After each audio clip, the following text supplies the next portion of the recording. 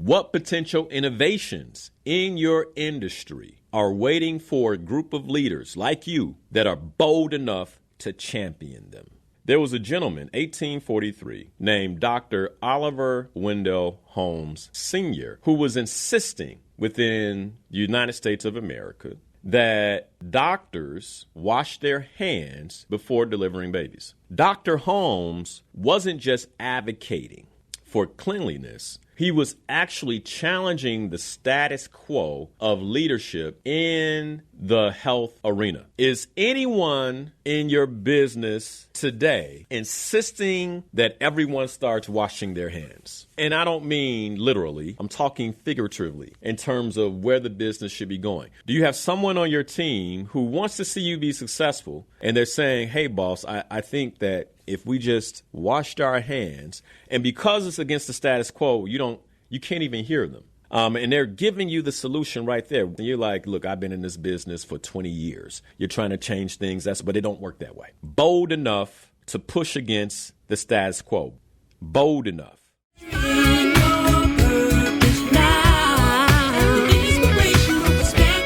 Let's lay your goals, let your greatness flow with inspirational perspective.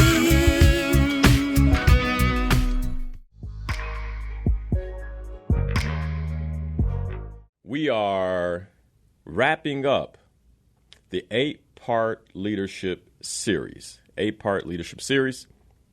And today is the bonus, like how to innovate, especially if you're a leader, like you really want this one, how to innovate to elevate, to go to the next level in your business, and how great leaders unlock potential in the people that they lead and the organizations that they lead in.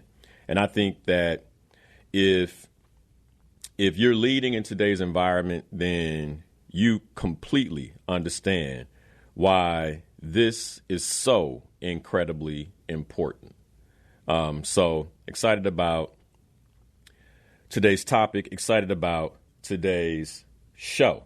My aim today is to ensure that leaders understand, one, what innovation is. I think there's a misunderstanding around what innovation actually is. And not only do you understand what innovation is, but if you're a leader, you learn today how to unlock the potential of innovation in your organization. I don't care how large, I don't care how small, there's always an opportunity to innovate within your organization. Innovation is how leaders unlock potential in themselves, in their teams, and within the organization itself overall. Okay? And so this is how we want to do that. Now, one of the things that we talked about early on in the series was this notion of courageous leadership. And how important courageous leadership is.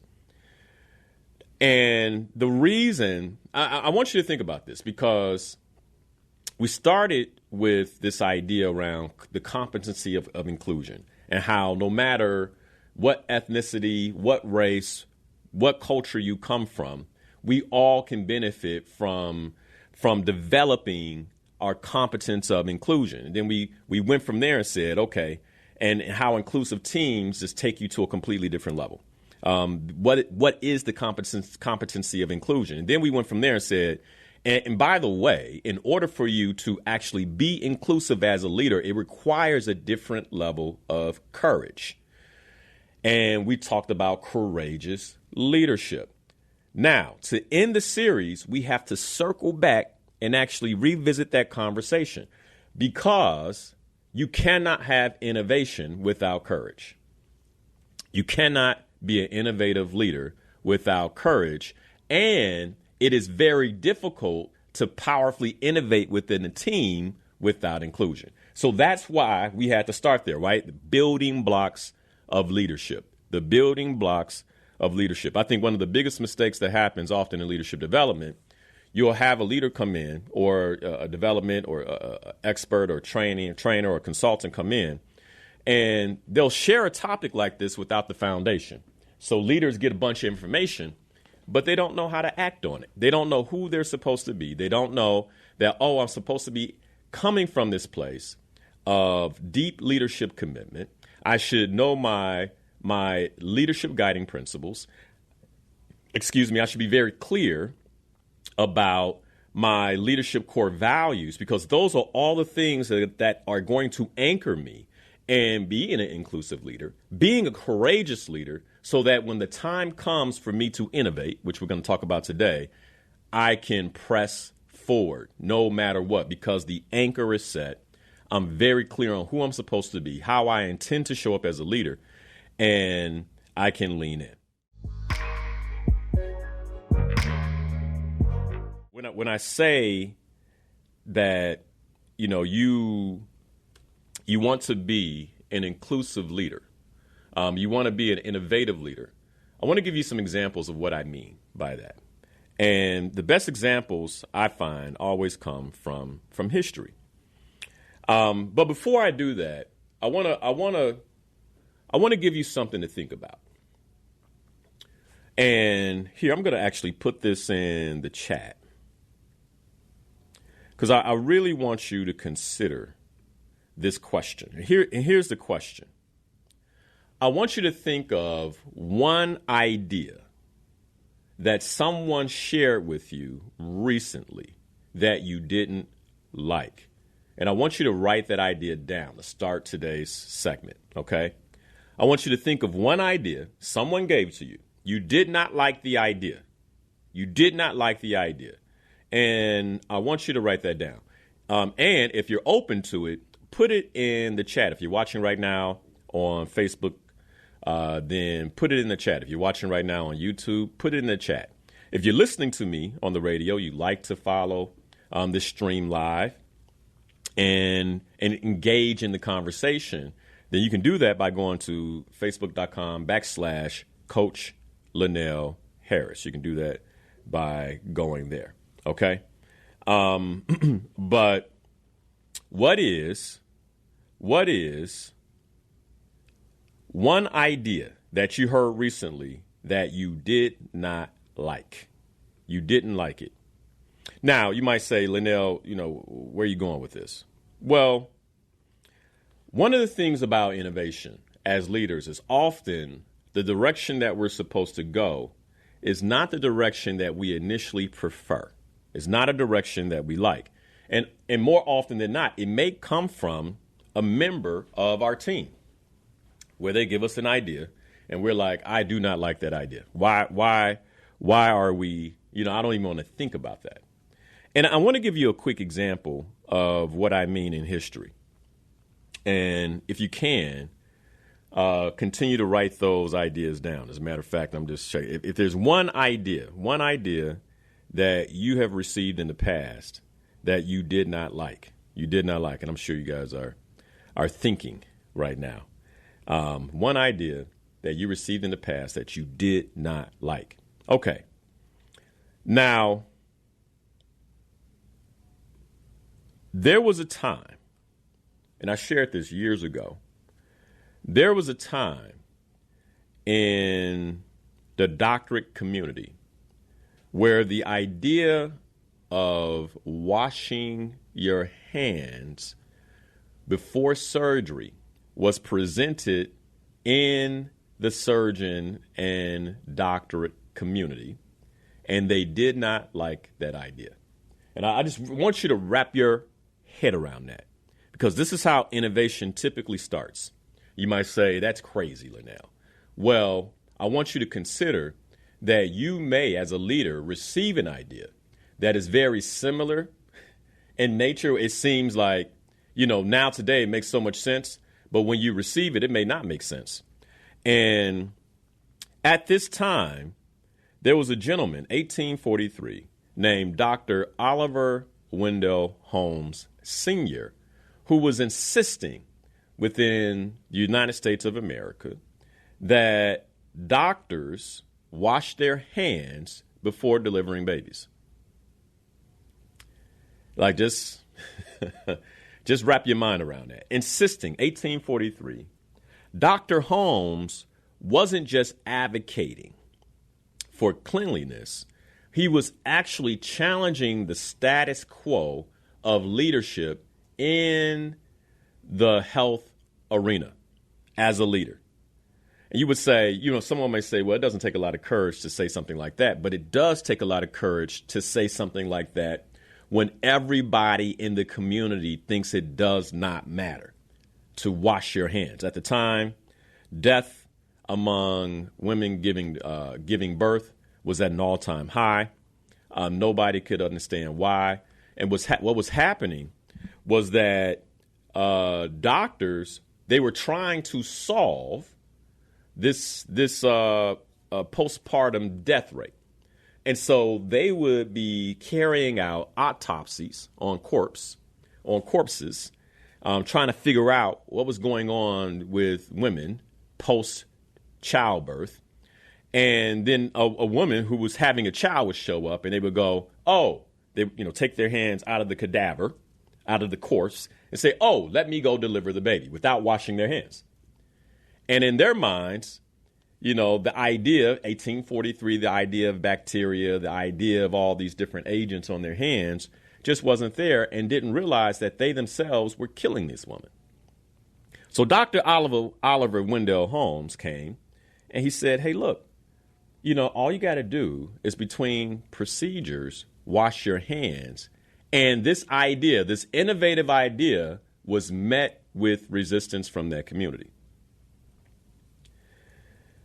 Now, why am I sharing this as we go into this conversation about innovation? By the way, I'm talking to you all who are leaders. Why am I sharing this? I want you right now to think about what idea may be coming to you from someone within the organization that is on the same bandwidth, that is running parallel to this idea of washing your hands before surgery. But because you're so entrenched in the status quo as a leader, you can't see it. You can't see it. And one of the things I want you to consider is it's often our focus on the problem that causes the problem itself to persist. In this case with the doctors, it was their focus on the problem. Women are dying post-childbirth. And because women are dying post-childbirth, I have a responsibility to understand why. So let me study the corpse. Let me look at this woman's body and see if I can identify what was going wrong, right? And then coming from that woman's body without washing my hands to deliver a baby, it was the focus on the problem that was causing the problem itself to persist. By the way, this is one of the universal laws. This idea of, whatever the problem is, there is always a solution that typically is on the other side of it. No problem can exist without there being a solution to that problem. All right. And so the focus on this problem was causing the problem to persist. Right now, what is the problem in your business that you have been obsessed with? And could it be that your focus on that problem itself is part of the reason your business is struggling? Albert Einstein said this: we cannot solve our problems with the same thinking we used when we created them. We cannot solve our problems with the same thinking that we used to create them. When you're pushing up against the status quo, when you're pushing up against how things have always been in business, then it's going to require that you execute or you move with a different level of courage. It's going to require that you move with a different level of courage. I'm reminded of something that happened to me in my own career years ago, where this is back when I was at a director level. I was running customer service operations for the Western Hemisphere of this organization. And my vice president held a meeting, all the directors and senior directors within her organization. we were trying to figure out an operational opportunity. And being the operational expert in the room, the direction that they began to go in terms of what they thought would solve the problem, I knew would not fix the problem. And so I recall at the time actually, speaking up in the meeting and saying, hey, I know you all think that this will solve the problem, but it will not solve the issue that we're currently having. And they heard what I was saying. They listened to what I was saying, but then they continued to brainstorm. And they came right back around to the solution that they had called out. And I'm telling them, hey, this will not solve your problem. This will not solve the problem. And eventually, I got exhausted of, trying to push my point. I would even say my courage waned. I felt like the oddball. And so I let it be. They ended the meeting and they decided to go down that path. And I wanted to make sure that it was noted within my peers that I said this wouldn't work. Hey, guys, I don't think it'll work, but if that's what you all want to do, then we can go ahead. Well, fast forward about 6 months later, and it didn't work. And I remember we were having the debrief. And in the meeting, as they were going around the table saying, hey, why don't you think that this particular solution that we wanted worked? When they got to me, I said, well, I told you all it wouldn't work. And, everybody kind of put their heads down. They realized he was kind of pounding the table at that meeting on this. And I could see my vice president just squint her eyes at me like, huh. And then they went to the next person. And in that moment, I remember feeling like, told you so. And anybody who's ever had that told you so moment, you know exactly how I felt. And I'll be straight. I felt overlooked and unseen in that meeting. So now to be able to say, told you so, it felt good. So the meeting ends and everybody's leaving. And my vice president says to me, Linnell, can you stay behind? And I stay behind. I'm curious. I think maybe she's going to, say we should have listened to you and kind of come back and, oh, I'm sorry, we didn't listen to you, etc. And instead, she's like, sit down. And she's like, you don't get to do that. Leaders don't get to do that. If you know that we are moving in the wrong direction and you are a leader in this organization, then you have a commitment to us to bang the table, to disrupt and make noise until we listen to you. That is leadership. What you did is not leadership. And then she just got up and walked out and left me with that. And I'll never forget that. Courageous leadership. Courageous leadership. Like often we know what to do, but because we lack the courage, we don't do it. We don't do it. And because of that, our businesses suffer. The people around us suffer. Our families suffer because we're unwilling to move with courage as leaders. And innovation requires that level of leadership. Innovation requires that level of leadership.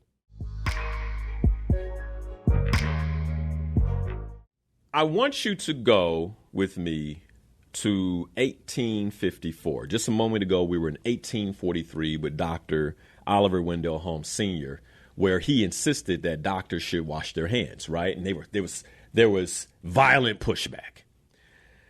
Well, fast forward to 1854, 11 years later, and this idea of washing hands has not necessarily traveled the world. No social media, none of that back then. So these ideas move very slowly. And in 1854 in Europe was the Crimean War. And if you don't know a lot about this war, it was a war between the British and the Russians, and it was an incredibly, incredibly bloody war. And in the middle of this war, I want to insert a leader, an unlikely leader. And the last time I talked about wars, there's two times I've talked about wars in this series. I talked about the Battle of Gettysburg and the Civil War with President Abraham Lincoln and General George Meade and General Robert E. Lee. And And so I talked about men. And then we talked about World War II and D-Day, Dwight D. Eisenhower, the general. We talked about his leadership, and I talked about men. And this time I want to talk about a very unlikely leader. A very unlikely leader because in 1854, for a woman to display courageous leadership and change the course of a war was incredibly unlikely. And for something like this to happen, it took a different level of courage. And the woman that I'm talking about is Florence Nightingale. Florence Nightingale. If you wonder how she made a name for herself, she made a name for herself through the idea of innovation and courageous leadership. Now, I want to set the context, especially for any of you all, any of the women listening, where you feel like you're leading in a situation or an environment that is just, completely against you. I can't be successful enough. You don't understand my situation. Well, let's set the context for the Florence Nightingale's situation. So here she is. She arrives on the front line 1 year into the war. And when she gets there, she sees that more soldiers are dying from infection and disease than on the battlefield. So the British are losing more soldiers to infection and disease than to wounds or casualties on the battlefield. And when she gets into the military hospitals, which are barely hospitals, what she finds is that everything's unsanitary, the rooms are overcrowded, and the doctors who are performing the procedures, just like the doctors that Oliver Wendell Holmes Sr. had been admonishing in America 11 years before that, these doctors are unsanitary, and they're not practicing basic hygiene practices. And so she's looking at this situation. She's looking at this circumstance. And she also sees that the conditions include rodents. Imagine being a woman, and this is what you walk into. And you have a commitment. You have a leadership commitment, but this is what you walk into. There are rodents running under the beds of the soldiers. The floors are filthy with the soldiers' waste matter, blood, all types of things. The linens that they're laying on are soiled, and disease is rampant. Disease is rampant throughout the hospital. And in this case, this was this woman's leadership challenge. Now, I just want you to be honest right now. And if you're listening to me, I want you to just ask yourself, if you walked into that situation, if your calling, if your purpose in life was to nurse people back to health, and you're committed to this, and you heard and you walked into this situation, what would you do? I know there are a number of nurses that listen to me. I want you to just ask yourself honestly. You don't have to put anything in chat. What would you do? Would you turn around and walk away? Would you quit?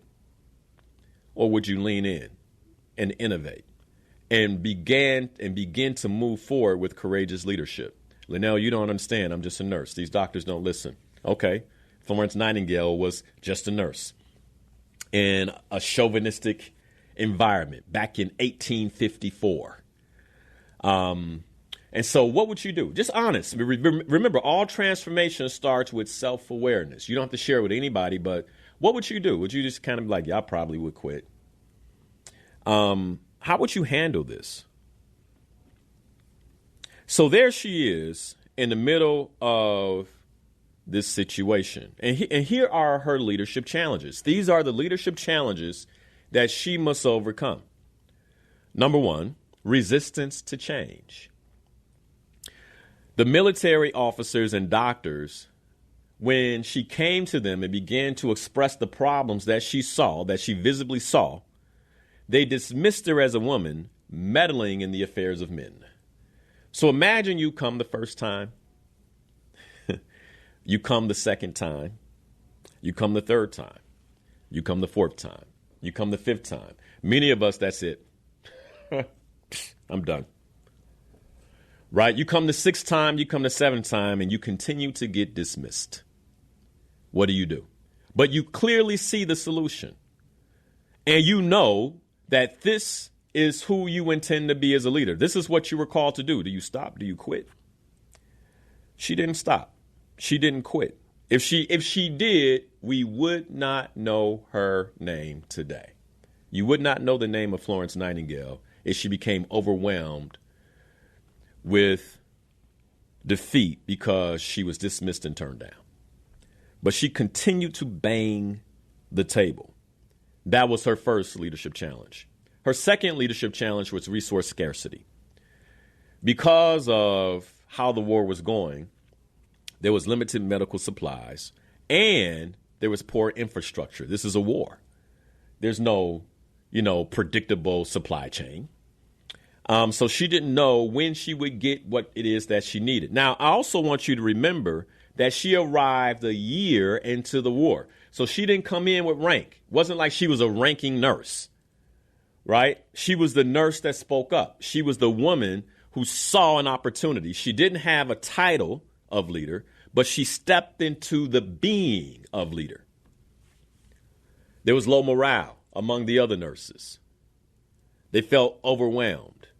Many of the nurses who were part of the staff were undertrained. They were thrown in because of the war. And they didn't know what they should and shouldn't do.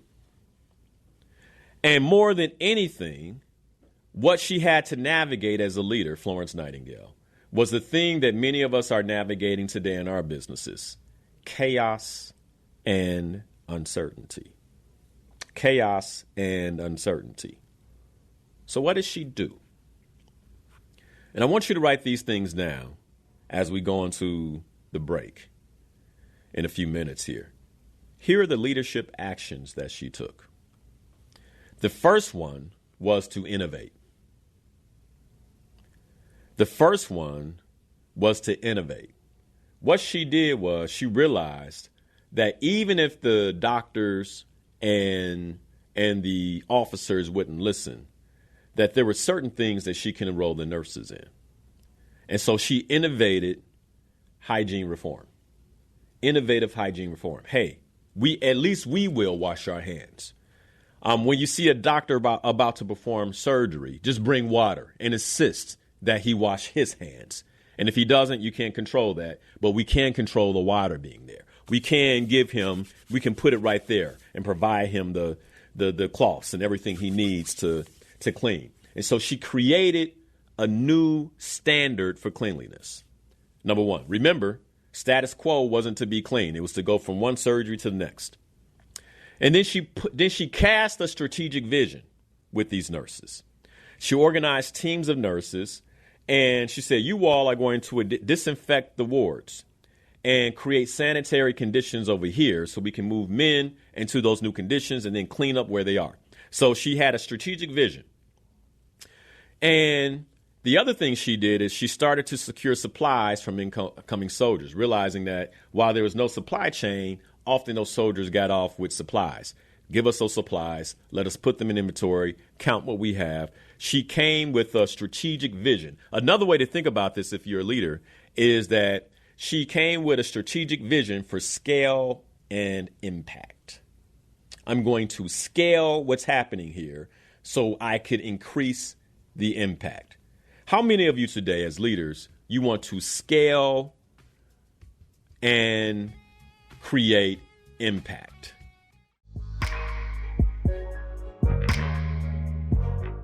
Is anyone in your business today insisting that everyone starts washing their hands? Right? And I don't mean literally. I'm talking figuratively in terms of where the business should be going. Do you have someone who's working for you? Do you have someone on your team who wants to see you be successful, and they're saying, hey, boss, I think that if we just washed our hands, and because it's against the status quo, you can't even hear them. Because you know so much about the business, because you built the business, you can't even hear them. And they're giving you the solution right there. If we just did this, and you're like, look, I've been in this business for 20 years. I've been in this business for 10 years. I've been in this business for 5 years. I've been doing it this way. This is how we've been successful. I know you have ideas. I thank you for those ideas. You know, you come in, you're trying to change things, but it don't work that way. Might be careful. Might want to be careful, because that could be the place in your business that is aligning with Dr. Wendell Oliver Holmes Sr. telling these other doctors to just wash their hands, or Florence Nightingale coming and saying, hey, you know, the conditions here are awful. More men are dying of disease and lack of sanitary conditions than on the battlefield. No different. I want to ask this question. What potential innovation in your industry is waiting for a leader bold enough to champion it? Let me say this another way.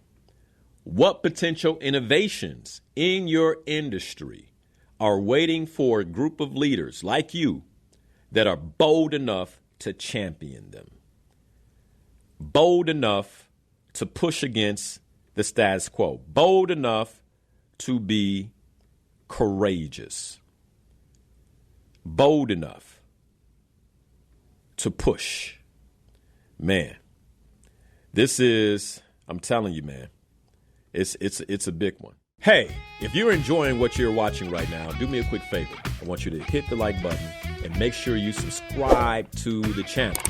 And don't forget to tap the notification bell so you never miss when we drop new content. Seriously, it means the world that you're here. Thanks for watching, and let's get back to it.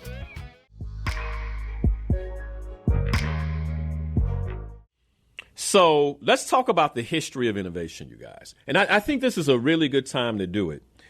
Some time ago, I received an email from a listener who said, Linnell, I love you. I love listening to you over the years. However, now I have to stop listening because of your support for AI. And I wrote them back and I was like, you know, don't mistake education for support. That's number one, right? Don't mistake the fact that I'm getting educated about this and I'm educating other people about this, that I support the whole initiative. Like, don't make that mistake. That's number one. Number two, this is a train nobody's stopping. And one of the mistakes that we've made in our community over the years is that, and when you look at this history of innovation, you'll see what I'm talking about, is often we're the last ones to adopt. And because we're the last ones to adopt, we suffer. And we're the last ones to adopt because we don't understand innovation. We don't understand how things change. And so let me give you an example of what I mean. How innovation looked early on, you know, think about the Stone Age. Innovation came through the early tool makers.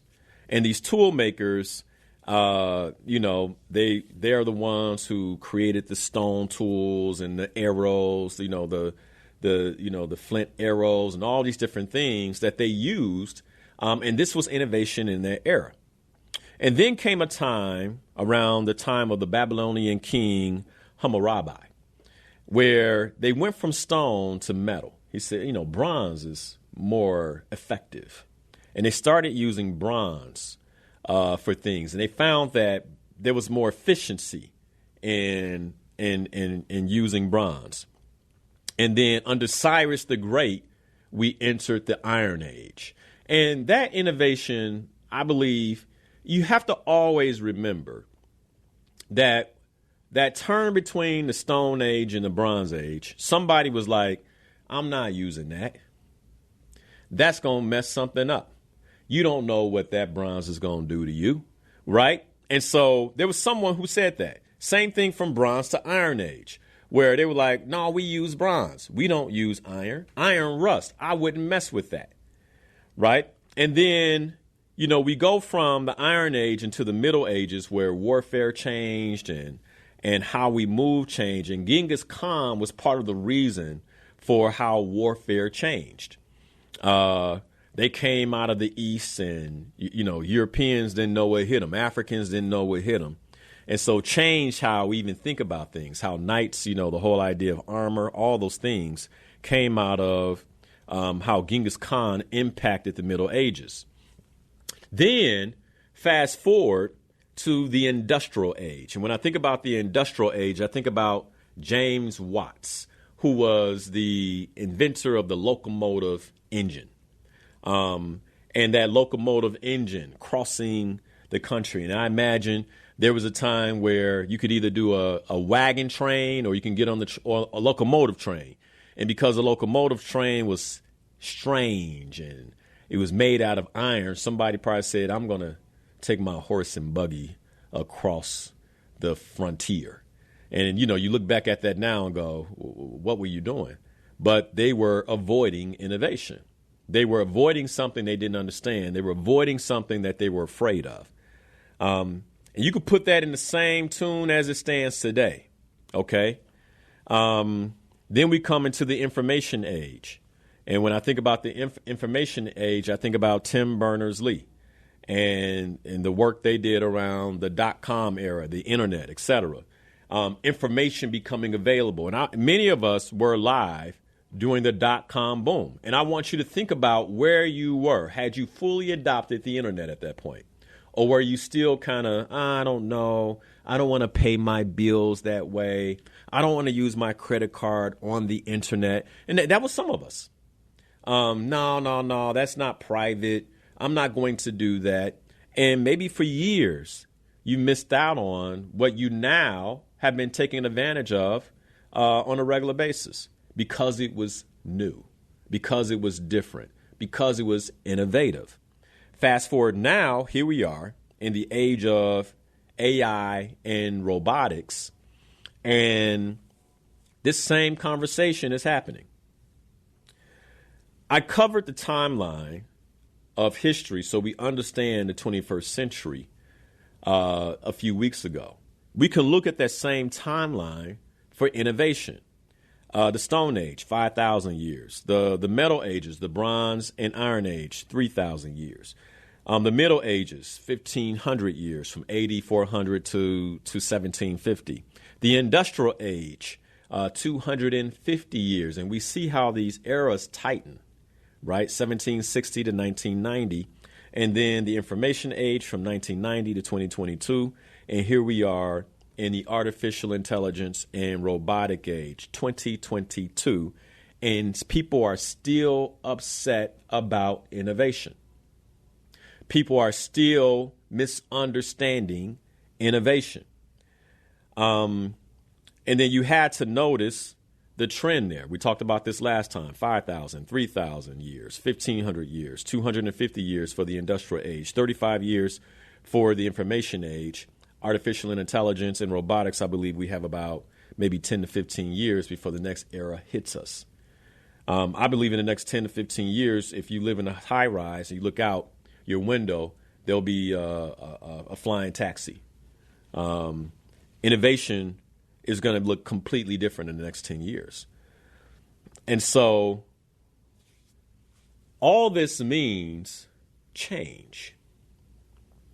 And what is it that we talked about that human beings dislike the most?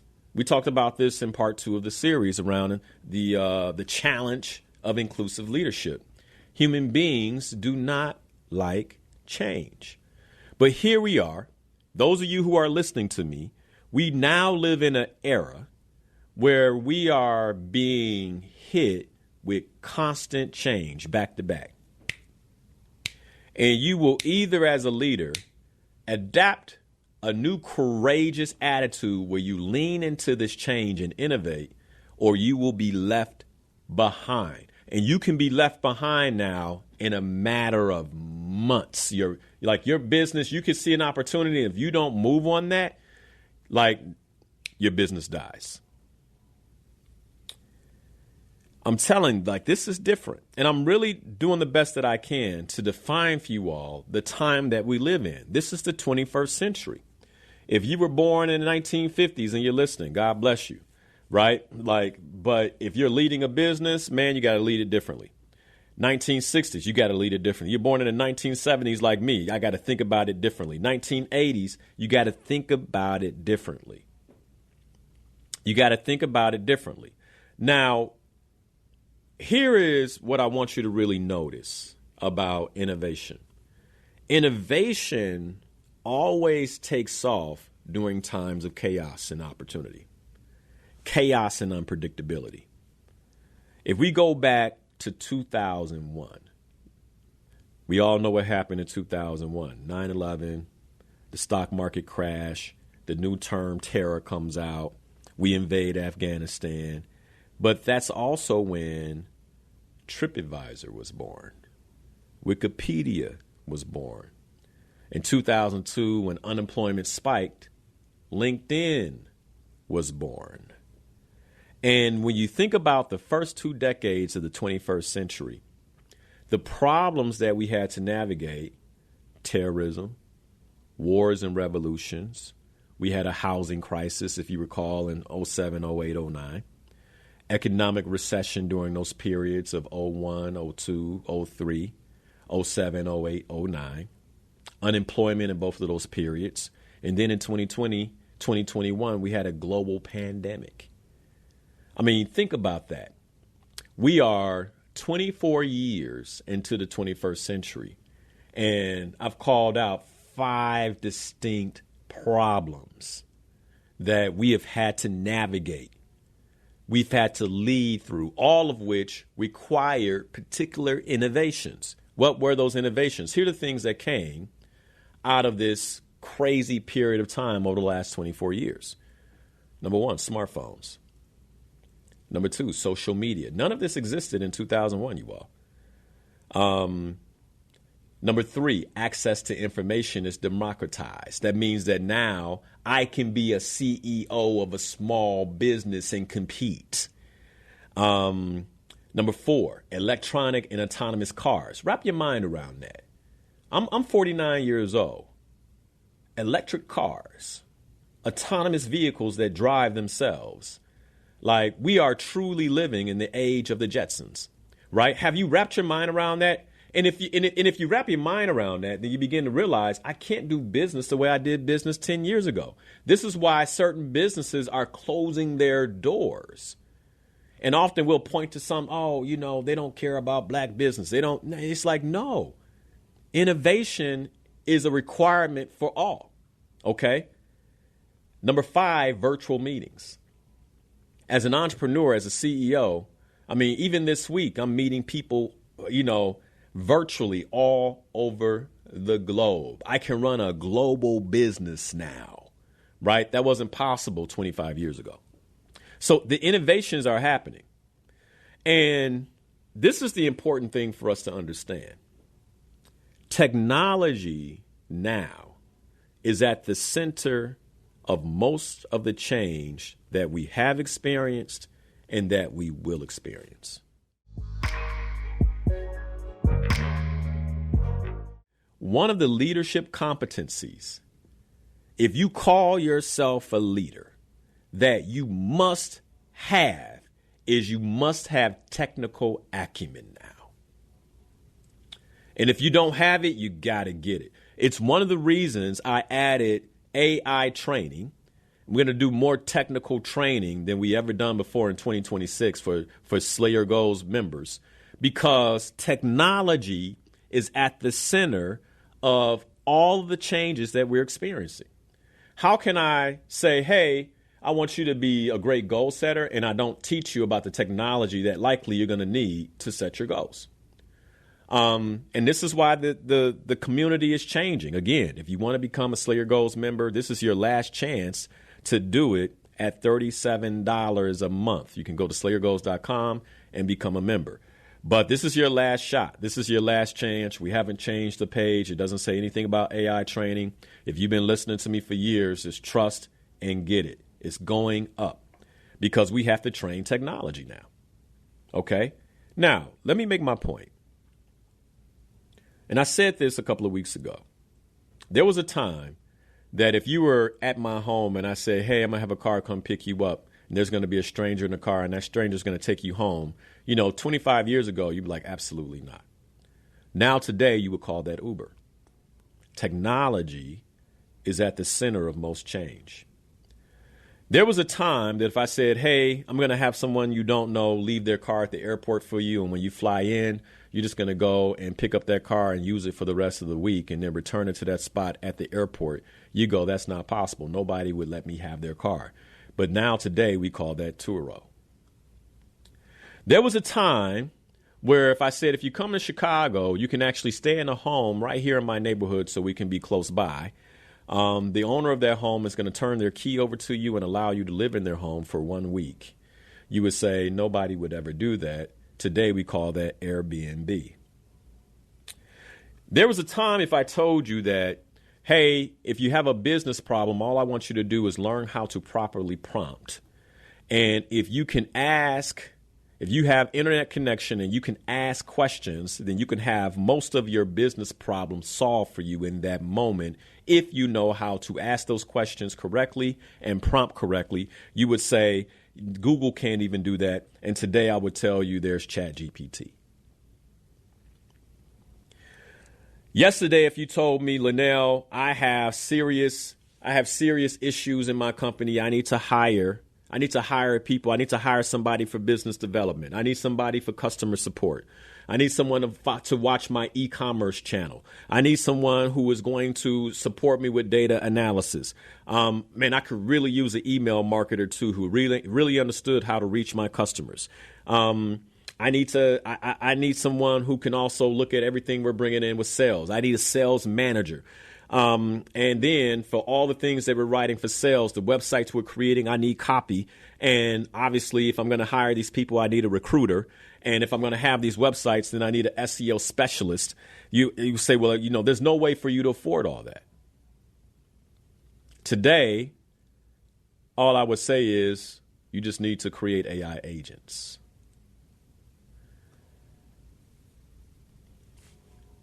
Everything has changed. Everything has changed. And as I'm saying that to you, I have an operations team of about 4 people and 12 agents deployed in our business. That's how a company like mine can do so much, because we have 12 AI agents that the 4 of us are running on a daily basis. This is our 2025 reality right now. I haven't had to hire a person in a year. I got 1 position open, about to hire a mid-office manager. If you're good at that, let me know. Send me a note so we can get you in the interviews. But first role coming out of 2025 in 1 year, haven't had to hire. This is why the economy is changing around us. This is why college grads are graduating and they can't get jobs. And the reason they can't get jobs is because they went to school for something that was relevant 4 years ago, and just that quickly it's no longer relevant.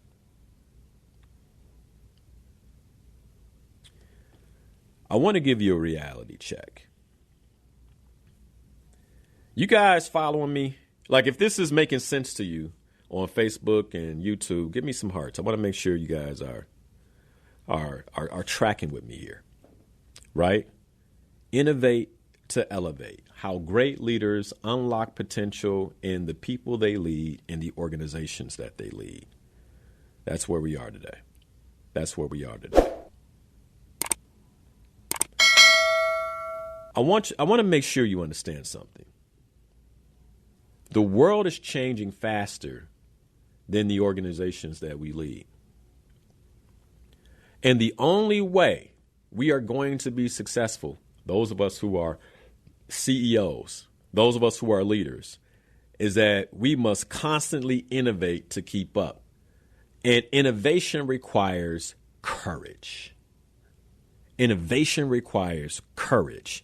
It also requires, in today's world, technical competence. And here's the thing. I really want you to wrap your mind around this. While I'm saying all this, hey, you got to keep up. I also want you to know, I want to give you a reality check, that today is the slowest day that you will experience going into tomorrow, because everything is speeding up. Like, you can no longer put it off. Oh, man, I'm so grateful that in 2022, when the creator dropped in my spirit, you need to learn everything about AI. You need to dedicate yourself to this. And I went through all of that. I am so happy I did. I couldn't imagine trying to catch up now. I couldn't imagine it. Today is the slowest day that you will experience. That's how things are moving. So then the question becomes, if you're a CEO, if you're a leader, is the world outside your organization, is the world outside your business changing faster than the world inside your business, inside your organization? And I think we all know the answer to that. I think we have to think about things differently then. So now I want to press up on you. I want to give you an idea that's going to be very difficult for some of us to swallow. But if you've been listening to what I've been saying, I believe that the appetizer is going to help it go down. For those of you on Facebook and YouTube, I want to give a question, and I want you to answer this question by saying yes or no. And the question is this. I'm going to put it in the chats. In the 21st century, do you believe that deep expertise and planning is still the key to success?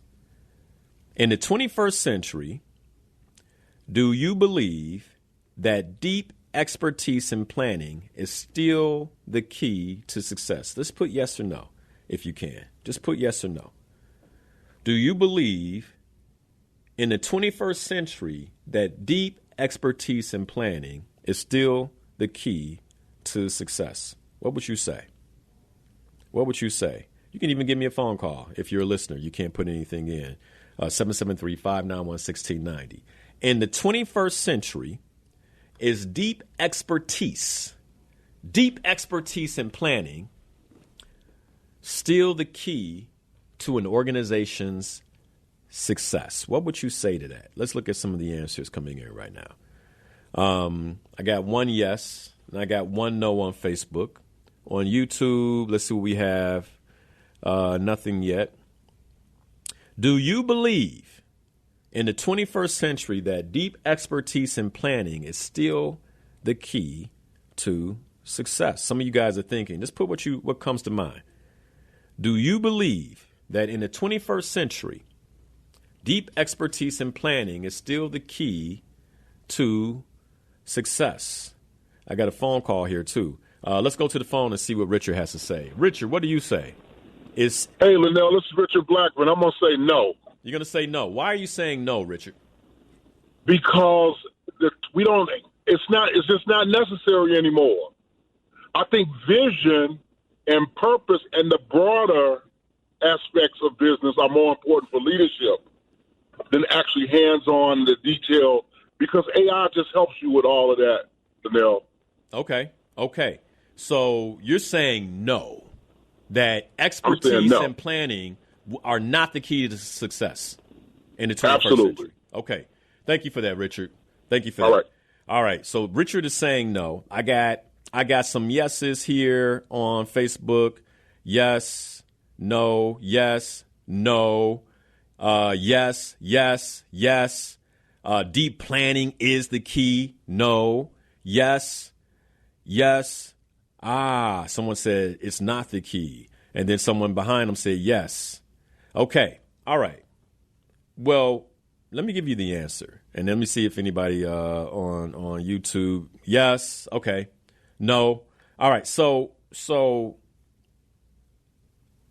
what is it? And I'm like, what is it, Linnell? Well, let's talk about this. All right. I got Susan here. Susan, good morning. What do you say? Never surrender your brain to AI. Okay. But what's the answer? Never. What's the answer to the question I'm asking? No. No? No? No, Okay, so deep expertise is in planning is not necessary in the 21st century, is what you're saying. not by AI, by you. Okay, by you. Okay, not by AI, By you. but by you. Okay, I'm gonna come back to that, Susan. Thanks for the phone call. Good stuff. Good stuff. All right, so let's think about this.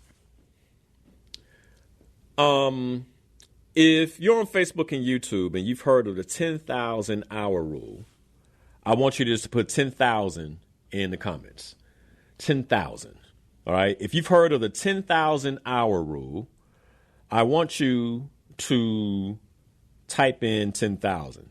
And by the way, this is something Malcolm Gladwell talked about in his book, Outliers. When he identified outliers, he was like, outliers are individuals who have spent 10,000 hours doing something. Okay. Robert Greene did the same thing in his book, Mastery, where he talked about what masters truly look like. Now, let's talk about how the 10,000 hour rule works. The 10,000 hour rule, it only works when we all know the rules. All right. The 10,000 hour rule only works when we all know the rules and the rules don't change. And the rules do not change. Okay. Now, here are some examples of individuals who participated in games where everybody knows the rules and the rules did not change. And when that happened, then we had individuals like Serena Williams who won 23 Grand Slams. Why?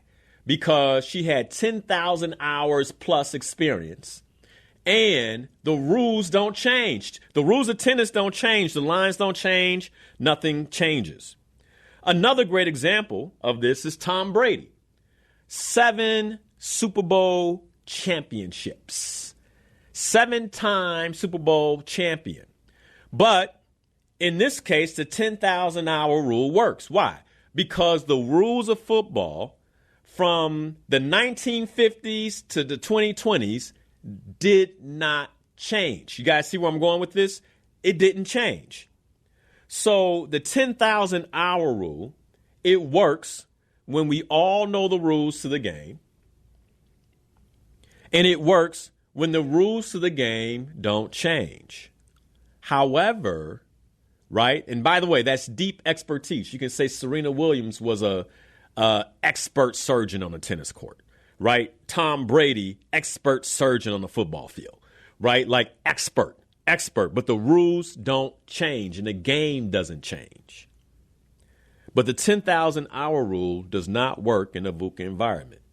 What is a VUCA environment? We talked about VUCA a few weeks ago. Volatility, uncertainty, complexity, and ambiguity. Now, you tell me 2025. In 2025, are things volatile? Huh? In 2025, are things uncertain? Answer me this. In 2025, would you say the business field is complex? In 2025, if you're a leader, would you say that you feel like you're constantly navigating ambiguity? If that's the case, then what we know is then deep expertise in planning is not going to be the key to success because the rules keep changing and the game keeps changing. As soon as you feel like you're an expert in one thing, I'm an expert in the information age and the information age is over. Now, let me give you some examples of what I mean, right? Because somebody right now, I'm sure they're like, okay, Linnell, like, you help me out with this. Help me out with this. I told you all today was going to be good. I told you it, all right? So help me out with this, Linnell. What do you mean? Well, when think about YouTube. YouTube was an infant at one point. Right now, we're broadcasting live on YouTube. YouTube started off as a dating site. Go look it up. Don't trust me. Go look it up. where you would it was called YouTube Broadcast Yourself. You would turn on a camera, and you go, hello, I'm Linnell Harris. I'm from Chicago. I'm single, and I'm looking for a young lady that likes to walk on the lake and have good dinners. I'm a foodie. If you like this, please respond to my video. That's how it was set up. That was YouTube. Okay. That's the creators of YouTube said, this is what we're going to do. And they created YouTube so you could broadcast yourself to other people. But that's not what people used it for. They used it to share information. They didn't care about dating. It was overwhelmed. And what if the creator said, but no, this is a dating site, and they kicked everybody off? Innovation requires courage. Wait a second. People are using this differently. They're using it to share information. Maybe we should form it around our customers.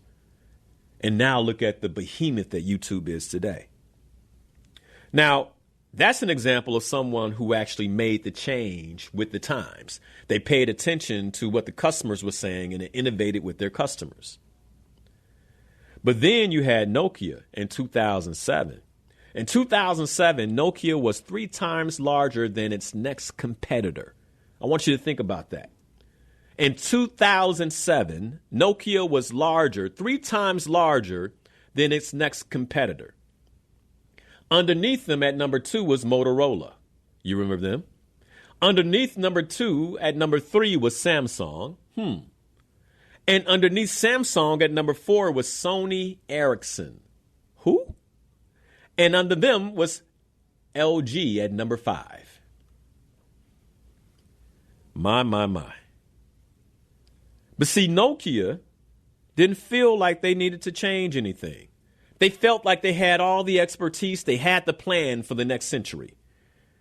In fact, when the iPhone rolled out, their CEO was quoted saying, I don't think that we have seen so far from Apple anything that would necessitate us changing our way of thinking when it comes to openness, when it comes to our software, and when it comes to our business approach. Quote, Nokia Chief Executive Officer Olli-Pekka Kolasufo is what he said on a conference call during one of their quarterly reports.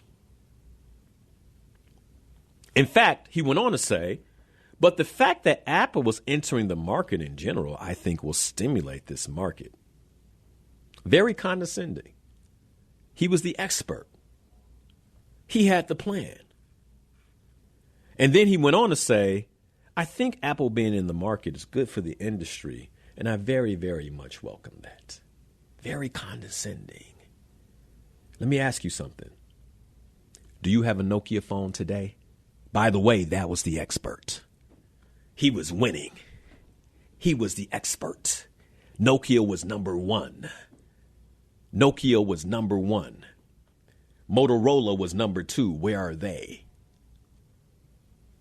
Sony Ericsson was number 4. Where are they? LG was number 5. They had to pivot and make TVs. Later, when the CEO of Nokia was asked, what happened to you all? What happened to the company? He said, I quote, we missed big trends. What happened to Nokia was that they were playing a 10,000-hour rule game in an environment where the rules were changing. If you're a CEO today, the rules are constantly changing. If you're a leader today, the rules of the game are constantly changing. And if you don't innovate in alignment with how the rules are changing, you will be left behind. Now, somebody's still not agreeing with me. They're like, look, man, expertise is everything. And maybe, you're attached to it because you have a doctorate. Maybe you're attached to it because you spent so many years in school and that master's degree still isn't paid off. Like maybe you're attached to it. I'm asking you to unattach yourself. Here are more examples. How much expertise did Netflix have when it came into the marketplace? And who won? Netflix or Blockbuster? Did expertise win or did innovation win? Here's another question. How much expertise did Virgin America have when it came into the tourism market with airplanes and cruise boats, cruise ships? How much expertise did they have? Yet, they have one of the top flying experiences and one of the top cruise experiences in the world. When it comes to innovation, I want you to write this down. When it comes to innovation, it is the unexpected that stands out. It is the unexpected that stands out. Not too long ago, a CEO asked me, Linnell, I'm trying to reconcile why someone who runs a leadership development organization and does executive coaching would offer AI training. I'm trying to reconcile. It's unexpected. I'm trying to reconcile it. When I explained it to him, he went, wow, I never thought of it that way. Here's what I explained to him. That as an organization, if we are committed to leadership transformation, then we must be adept and we must have an expertise with the tools that leaders are using. That's all I had to say to him. He was like, that makes sense to me. So if I'm supporting leaders, then I must understand the tools that leaders are using. And I must be able to equip leaders with using those tools better. Right? If I'm supporting businesses and CEOs, then I must understand the tools that they need. Susan talked about, don't give your brain to AI. I'm with you. We must remain critical thinkers. But let me tell you something, Susan. You will be left behind if you don't partner with it. If I don't use my brain power and partner with it, I will be left behind. In today's business environment, if it's expected, relies on expertise and sound logic, it likely won't make an impact. Whew, man. Like, this is counterintuitive, you all. In today's business environment, if it's expected and it relies on expertise and sound logic, it likely will not make an impact. Man.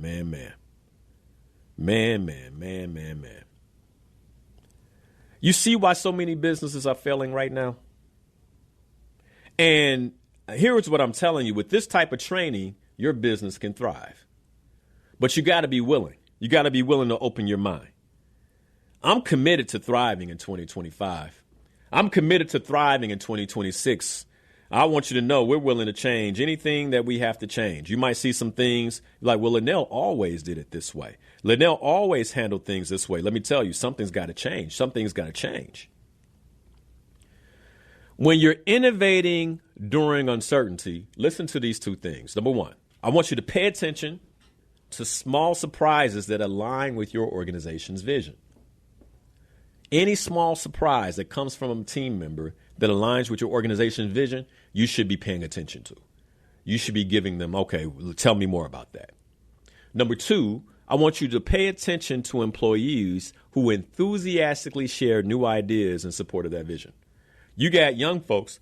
Let me tell you, man, my team, they've been on me. They like, look, you got to change some things, Linnell. You're going to see some changes in 2026.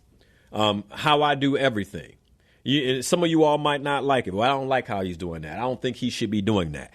But now you understand why. Because we are innovating during uncertainty. There are certain things that absolutely have to change. There are parts of me that I'm like, I really don't, man. We had a conversation, a meeting last Monday. Linnell, here's some things you need to do. Oh man, I don't want to have to do those type of things. Linnell, this is what's going to make a difference. This is what's going to support the organization moving forward. Okay, then. I may not want to, but I will. Here's a question I want to end the show with. What old school business expectations and assumptions should be challenged in 2025? Another way, let's say 2026. What old school business expectations and assumptions that you have should be challenged in 2026? And let me tell you something, man.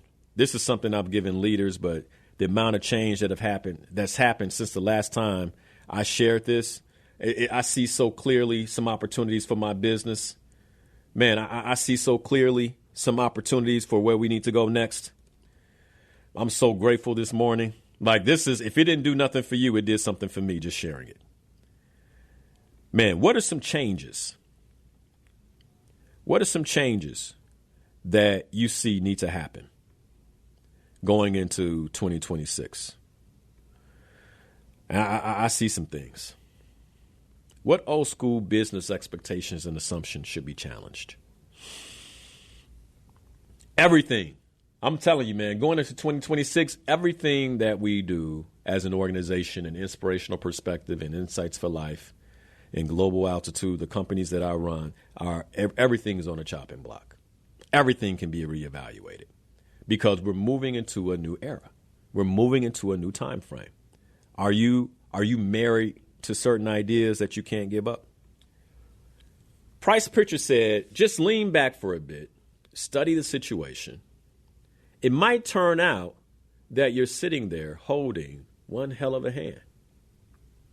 And it could be that it all comes down to how you play those cards. Here's one thing I know.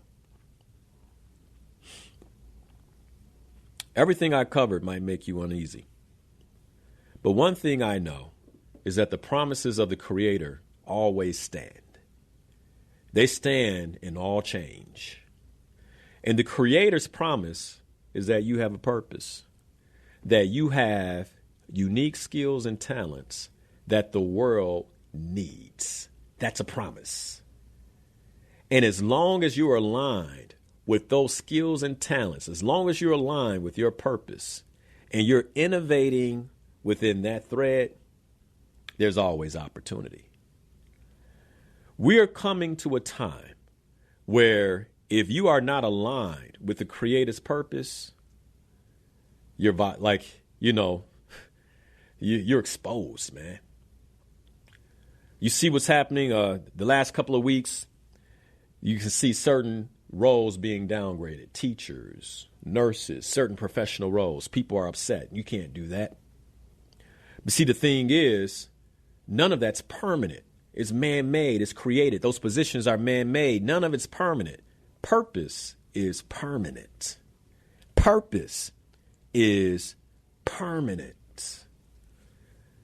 And so it just might be that when you take a sit back, you take a moment and you sit back and you begin to look at what God has given you, the skills and talents He's given you, that if you just rely on that, you realize I'm holding one hell of a hand. And all I need to do is continue to learn, continue to be a courageous leader, continue to remain committed, to continue to align with my core values and push, even when I'm uncomfortable, push, in alignment with my purpose.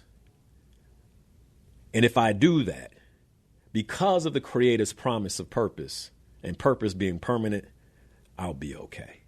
Thank you for watching Inspirational Perspective. If you love this show and you want to see more content like this, you can go right here.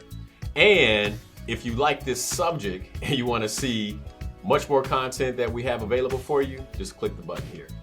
As always, thanks for watching. Be sure to watch the show live, 7 a.m. every Sunday morning on WBON Radio, or you can catch it right here on YouTube or Facebook.com/Coach Linnell Harris.